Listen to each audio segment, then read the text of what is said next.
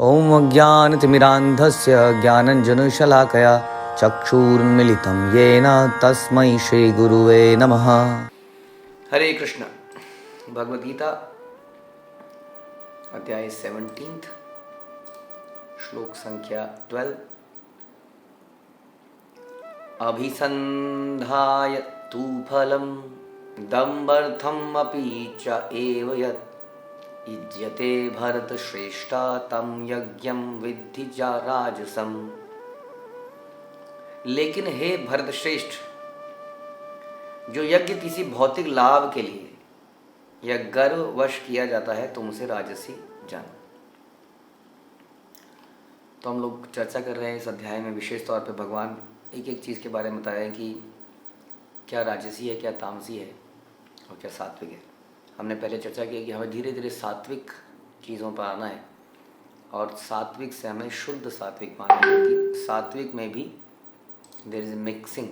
सात्विक में क्या है, मिक्सिंग है राजसी और तामसी की, थोड़ी बहुत। प्योर सात्विक नहीं है, क्योंकि उसमें भी कुछ कुछ हेतु रह जाता है, कुछ अज्ञानता रह जाती है, भगवान का पूर्ण ज्ञान नहीं होता है। तो इसलिए यज्ञ के बारे में हमने चर्चा किया था कि कुछ यज्ञ हैं जो कि सात्विक हैं।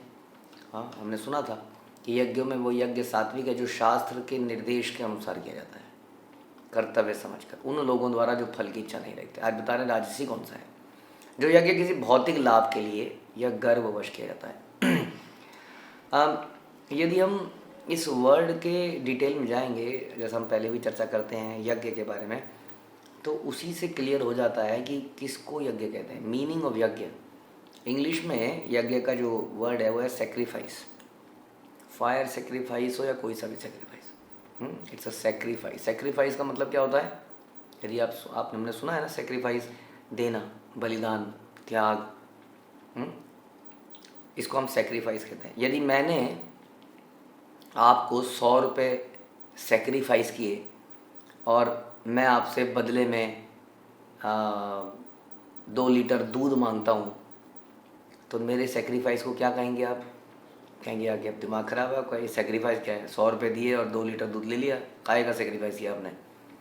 समझ में आता है? एकदम क्लियर होता है कि नहीं? मैंने आपको 100 रुपये दिए, बदले में आपसे बोला जी 2 लीटर दूध दो, मैंने 100 रुपये का सेक्रीफाइस किया है। क्या आप उसको सेक्रीफाइस मानेंगे? नहीं मानेंगे। देखिए भगवान ना यहाँ पर बहुत ही पोलाइटली बोल रहे हैं, बहुत ही अच्छे से बोल रहे हैं। भगवान कह रहे हैं ये यज्ञ राजसी है। अगर एक बात बोला समझा जाए कि मैं आपको बोलूं कि ये जो दूध है, इस दूध में 90% पानी है और 10% दूध है, तो हम ये कहेंगे कि ये अशुद्ध दूध है। आप कहेंगे अशुद्ध दूध है, सर ये दूध ही कहाँ है, ये तो पानी है ना। लेकिन भगवान बड़े पोलाइटली बोल रहे हैं ये राजसी यज्ञ है, क्योंकि भगवान ने गीता में बताते हैं कि यज्ञ मतलब होता है, भगवान गीता में क्या बोलते हैं, यज्ञों में मैं जप यज्ञ हूँ। अब जप यज्ञ किसका, किसके नामों का नाम, किसके नाम जपते हैं? अपने नाम जपते हैं। हम लोग अपने नाम जपते हैं, mister x x x, mister Sunil, mister Verma, mister देश, हाँ mister Verma, mister Verma, mister Verma, ऐसा तो नहीं करते हम किसके नाम जपते हैं? हम कृष्ण के नाम जपते हैं। हरे कृष्ण कृष्ण कृष्ण हरे हरे, हरे राम राम राम हरे हरे। किसकी प्रसन्नता हुई इसमें? भगवान की प्रसन्नता, उनके लिए यज्ञ जगते हैं। तो यानी कि समस्त यज्ञों में भगवान कहते हैं मैं जप यज्ञ हूँ, और हम जप यज्ञ किसके लिए करते हैं? भगवान की प्रसन्नता के लिए, यदि करते हैं तो। उसी तरह से भगवान बोलते हैं यज्ञ शिष्टा सनो संतो मुच्यन्ते सर्व किल्बिषा, कि जो यज्ञ में जो अर्पित आहार को खाता है वो अपने सारे पापों को समाप्त कर लेता है। भूंजते थे तो अभंग पापम ये पच्यंती आत्मकारणात्, और जो अर्पित नहीं करते हैं वो अपने पाप ही खाते हैं। ये भगवान गीता में एक श्लोक आता है। अब इसका क्या मतलब है कि जो अर्पित भोजन को खाता है, अर्पित मतलब क्या हो गया? सेक्रीफाइस, टू गिव, यानी कि हमने कुछ बनाया और भगवान को दे दिया। भगवान ने उसको हमें दिया नहीं दिया, वहीं पर प्रसाद बख्शीश में राइट नहीं होता है कोई। हाँ, नौकर का बख्शीश के ऊपर राइट नहीं होता है। मालिक प्रसन्न होके कभी उसको बख्शीश देता है, कभी नहीं देता है, कभी ज़्यादा देता है, कभी कम देता है। उसी को यदि हम प्रसाद समझ लें, कृपा समझ लें, तो उस पर हमारा राइट नहीं है। राइट? उसको ही वास्तव में सेक्रीफाइस कहते हैं। समझ में आ रहा है? जैसे हम लोग एक्चुअली सेक्रीफाइस में प्रेम है, शुद्ध है। जैसे कि माना हमने गिफ्ट दिया किसी को। अब अगर मैंने गिफ्ट दिया और बदले में मैं ये कहता हूँ कि ये गिफ्ट मैं तुम्हें दे रहा हूँ, अब बदले में तुम भी मुझे अपना एक टॉय दो, तुम भी मुझे दो, तो क्या गिफ्ट लगेगा? हाँ। अब हमें कोई गिफ्ट यदि मिलता है तो हमें बड़ा अच्छा लगता है, चाहे छोटा सा ही क्यों ना मिले। क्यों? क्योंकि उसमें बदले में उसको कुछ पाने की इच्छा नहीं होती। जब भी आदमी गिफ्ट देता है अगर मतलब उसमें कोई इट्स अ गैम्बल अगर आप मेटीरियलिस्टिक लैंग्वेज में बोले, क्योंकि आपको पता नहीं व्यक्ति वास्तव में आपको गिफ्ट देगा नहीं देगा, क्या गिफ्ट देगा, कोई कंपल्सन नहीं है, कोई कमिटमेंट नहीं है। एक बिजनेस ट्रांजैक्शन में कमिटमेंट होती है, मैं आपको इतने रुपए दे रहा हूँ, बदले में आपको इतने का माल देना पड़ेगा।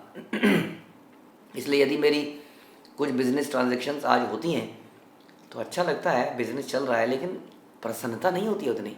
घर में जब हम आते हैं कि आज मेरी 4 बिजनेस ट्रांजैक्शन हुई, मे बी जब हम बिजनेस शुरू कर रहे हैं तब ऐसा अच्छा लगे, लेकिन एक बार बिजनेस चल जाता है तो ठीक है, आज 4 हुई, कल 5 हुई, परसों 6 हुई, वटेवर।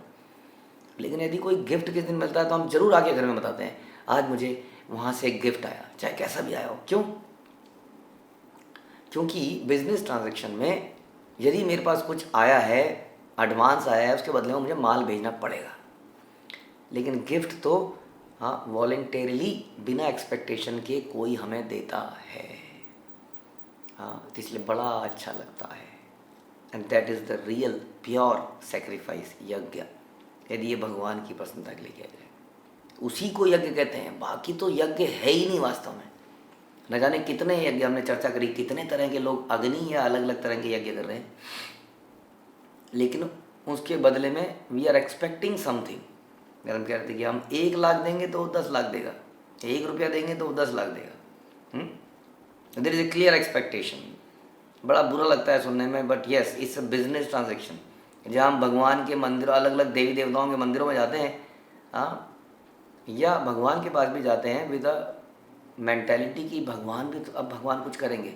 हमने अपना सर झुकाया है तेरे आंगन में, अब तो मेरे बेटे की जान बचा ले, अब उसका ऑपरेशन हो रहा है, अब डिलीवरी हो रही है, वहाँ नौकरी लगने वाली है, कुछ कर दे। तो इसको हम यज्ञ नहीं कह सकते, क्योंकि यहाँ पर साफ साफ भगवान बता रहे हैं जो यज्ञ किसी भौतिक लाभ के लिए किया जाता है। भौतिक लाभ कैसे? तो फिर यज्ञ रहा ही कहाँ? मैं तो ये कह रहा हूँ, हाउ कैन यू से इट्स अ सेक्रीफाइस। जैसे मैंने शुरू में बताया था कि मैंने आपको 100 रुपये सेक्रीफाइस किए, मुझे 2 लीटर दूध दे दो। यार कितना वाहियात लगता है सुनने में। मैंने आपको 100 रुपये दान में दिए, अब मुझे आप हाँ 1 किलो चावल दे दो। हाँ, वो क्या दान में दिए? दिमाग खराब है, दान में कहाँ दिए फिर आपने? राइट? तो दान में, सेक्रीफाइस में, इसमें कोई एक्सपेक्टेशन, कोई राइट नहीं है वापस लेने का। हम इस भाव से यदि करते हैं तो वो सात्विक है। तो इसलिए करते हैं फिर हम केवल देने वाले, जिसको हम दे रहे हैं उसकी प्रसन्नता के लिए, बदले में वो हमें बख्शीश, प्रसाद, कृपा दे या ना दे उसकी इच्छा है। जितना हमें प्रसाद मिल जाता है, इसलिए प्रसाद हमें इतना सा भी मिल जाता है तो वी आर गुड।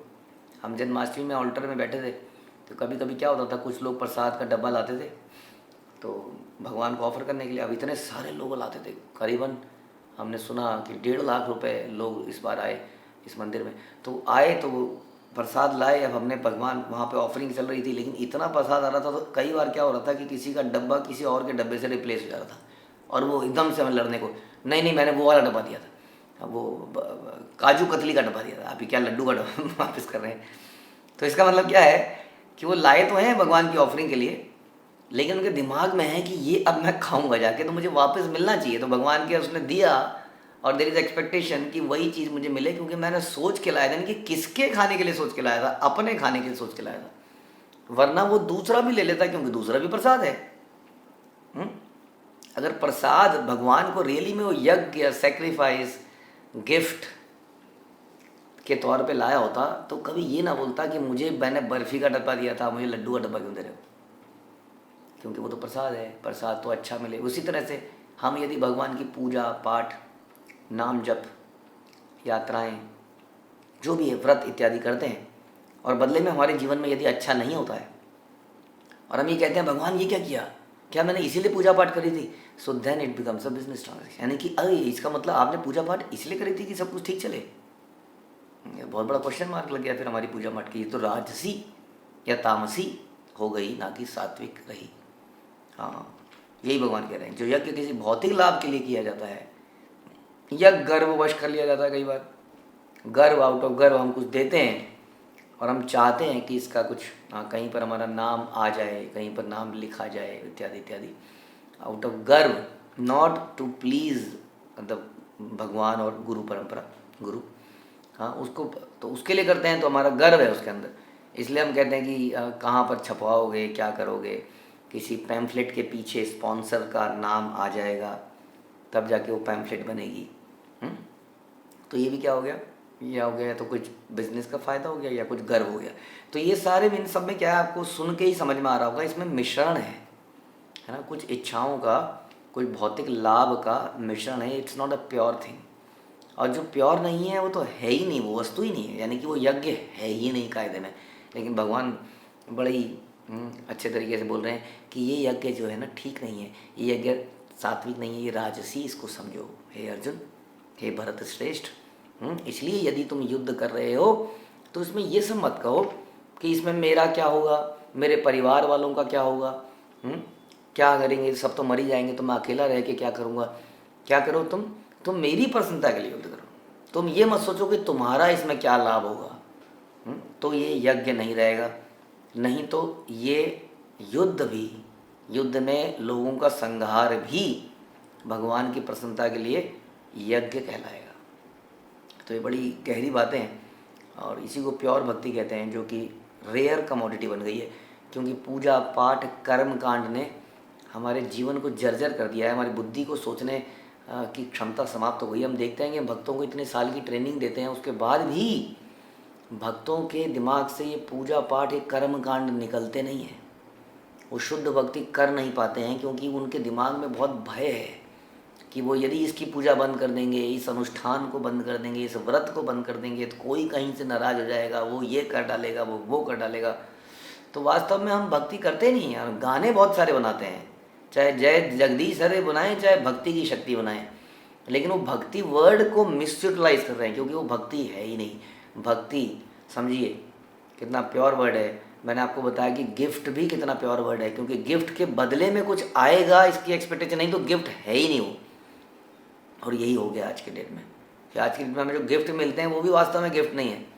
क्योंकि कई बार हमने तो अपनी आंखों से देखा है, आप लोगों ने भी देखा होगा कि कई बार उल्हाना मिल जाती है कि हमने तो तुम्हें इतना अच्छा दिया था, तुमने क्या पकड़ा दिया है, घर में आया हुआ पुराना चीज़ पकड़ा दी। हाँ, तो इसका मतलब जब आपने दिया था तब वो ट्रांजैक्शन, बिजनेस ट्रांजैक्शन शुरू हुई थी, उसकी एक्सपेक्टेशन थी कि मेरे बर्थडे पे वो ट्रांजैक्शन ख़त्म होगी लेकिन फ्रॉड हो गया, ट्रांजैक्शन पूरी, उसकी वैल्यू पूरी रियलाइज़ नहीं हुई, तो गिफ्ट कभी था ही नहीं, इसलिए वो कभी आनंद नहीं देगा। इसलिए भगवान को कैसे आनंद दे देगा? भगवान तो हमारे हृदय की बात को जानते हैं कि क्या सोच के दे रहा है। इसलिए भगवान साफ साफ बोलते हैं कि जो बिना किसी लाभ के देने वाले की प्रसन्नता, जिसको दिया जा रहा है उसकी प्रसन्नता के लिए किया जाए, वही सात्विक है। नहीं तो अदरवाइज क्या बन जाएगा? राजसी बन जाएगा। हरे कृष्ण। श्रील प्रभुपाद की जय, भगवत गीता की जय।